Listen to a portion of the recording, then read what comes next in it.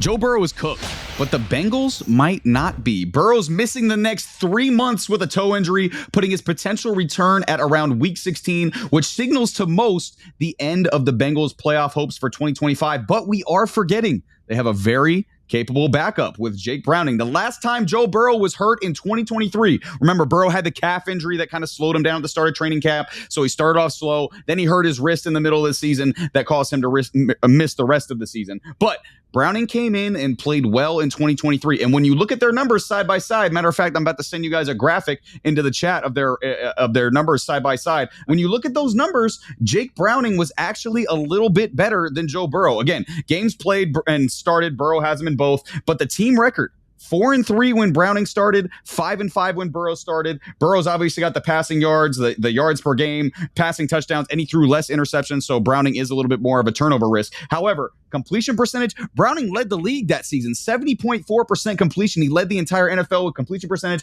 8 yards per attempt, which was way more than Joe Burrow's 6.3. His rating was far better. His QBR was far better, and he adds a little bit of a dynamic with his legs as well. He rushed for over 100 yards and 3 rushing touchdowns as well. Do I think Jake Browning is going to come in here and lead the Cincinnati Bengals to the Super Bowl? Absolutely not. But again, the biggest thing here is the Bengals didn't do what the Bengals normally do, which is they didn't start off 0-2. They actually started off 2-0. So when you look at the schedule, the next 4 weeks are going to be tough. At Minnesota, even though Carson Wentz is going to be starting, tough game. At Denver, tough game. Home to Detroit, tough game. At Green Bay, you're not winning that one the way Green Bay looks right now. However, the 5 games after that, all very winnable. You got home to Pittsburgh, home to the Jets, home to Chicago, at Pittsburgh, then home to New England. The next 3 after that, not very winnable at all. At Baltimore, at Buffalo, home to Baltimore. So you got 3 games in a row versus maybe the 2 best teams in the NFL in Baltimore and Buffalo. So those 3 games are going to be a wash. But can they go 5-7 in that stretch and then get themselves to 7-7, which Burrow will be returning around week 16? And then week 16 comes around, Joe Burrow gets back. You have at Miami, that's basically a guaranteed win. No shade, actually 100% shade to Sammy's Dolphins. Then you have home to Arizona and home to Cleveland, where they could easily win all 3 of those games and make the playoffs. I think that's absolutely on the board to me. So for as frustrated as Bengals fans are with Joe Burrow's injury, I think they do have a little bit of reason for optimism going forward. But I want to kick it to Sammy on this. First of all, Sammy, do you think the Bengals are done? And then second of all, give me your overall takeaways from this Joe Burrow injury. I mean, it's simple. What's the goal? The goal is to win the Super Bowl. And I understand that there might be some, great things about there might be some great things about Jake Browning, but Joe Burrow is not playing, and Joe Burrow is not going to be playing for a pretty long time, 3 to 4 months. Then you're going to ask him to come back in and run the table against. Well, he come back against the Dolphins. It's a nice little easy game to get his spirits up, But that's not necessarily what I'm talking about here. I'm talking about like if they do make the playoffs, which is a very big if. This AFC is not necessarily a 2-man race right now. It really isn't. I understand the optimism with Jake Browning. Jake Browning's solid for sure. But the story is Joe Burrow. Joe Burrow has been hurt so often. And the only reason we really brush it to the side is because he made that Super Bowl back in 2021. He can't stay healthy. And it's because of this offensive line. And the offensive line has been a problem for all of Joe Burrow's career. And it started back when they decided we're not going to take Penei, so we're going to take Jamar Chase. Now, at the moment, everybody's like, oh, it was a great decision. They made it to the Super Bowl and they lost. If they won the Super Bowl, 1,000% would have been worth it. But they didn't. They lost. Okay? So now it's time to improve the offensive line.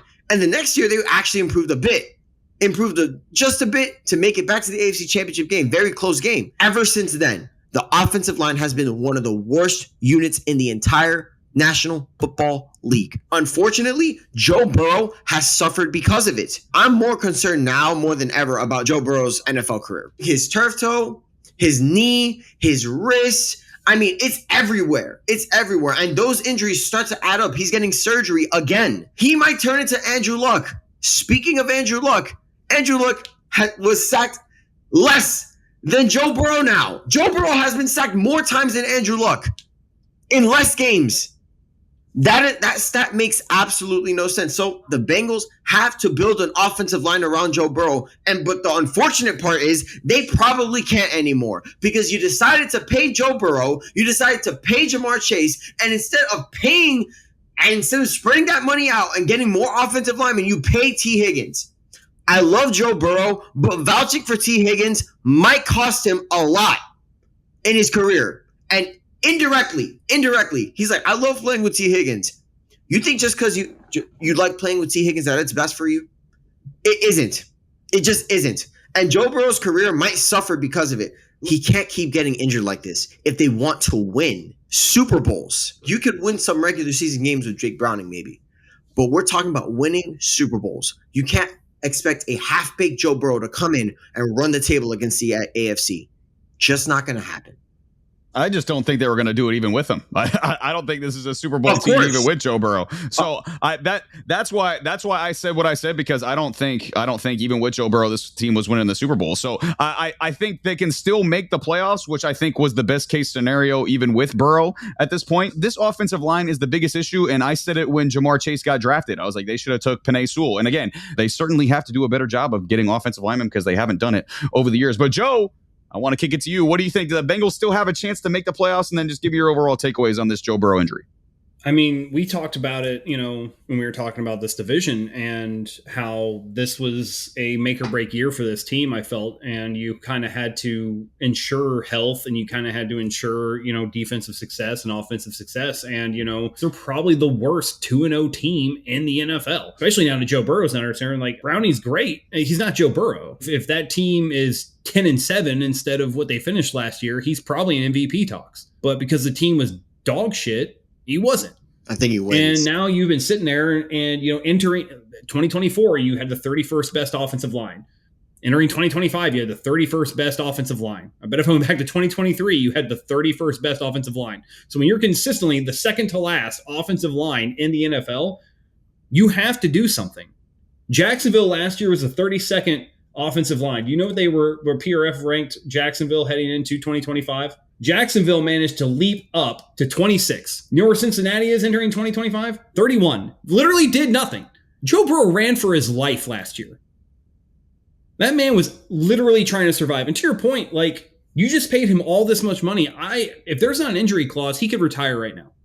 And you're going to pay him money for a hot minute and have a bunch of dead money on your books. This is just a bad team.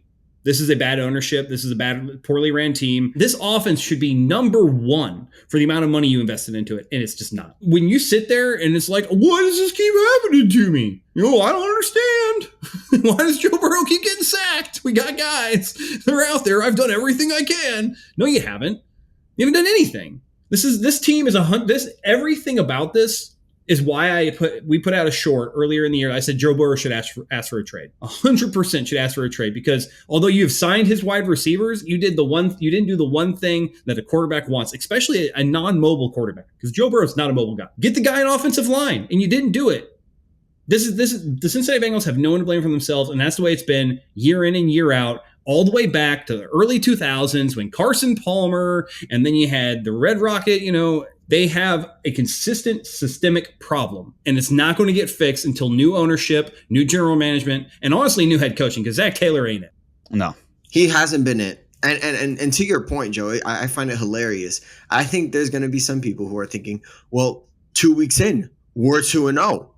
Do you understand that your franchise QB is gone? Okay, now the chance you had to beat some of these bigger teams out the window. You had that chance with Joe Burrow. Now your chance to lose to worse teams has increased. And I know, Matt, to your point, Jake Browning has won a substantial amount of games in the regular season. He has. And Zach Taylor seems to really cook when Jake Browning is a QB. That was 1 year. I can't guarantee. Now there's tape out on him. So who's to say that's going to really come back?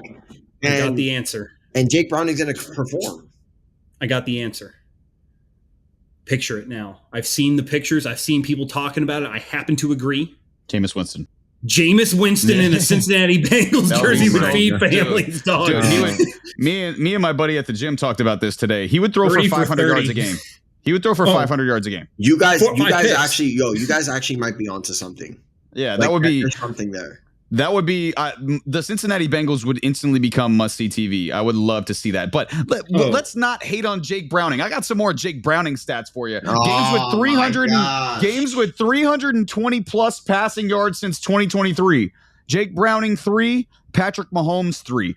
Jake Browning has more game-winning drives than Joe Burrow since 2023. Jake Browning has 13 games, 3 winning drives, and Joe Burrow has 2 game-winning drives. So again, Jake Browning is that guy. But listen, okay, to both of your guys' points, okay, about their offensive line, this is something that the franchise should have reconciled a long time ago. Okay, the Patriots reconciled the offensive line and they let go of the receivers. We saw them let go of Randy Moss. We saw Brady not have a good receiver for the first 7 years of his career in New England. They let go of Wes Welker. They let go of all of these guys. We saw the Kansas City Chiefs let go of Tyreek Hill. We saw them trade Tyreek Hill to Sammy's Miami Dolphins, and now he's wrecking shop for the Miami Dolphins. So again, these teams let go of their star receivers because they knew it was the best thing for the team. And that's why the Bengals organization isn't very good, is because they make moves to make their quarterback happy instead of make their quarterback long-term sustainable. And now Joe Burrow might suffer the consequences because of it.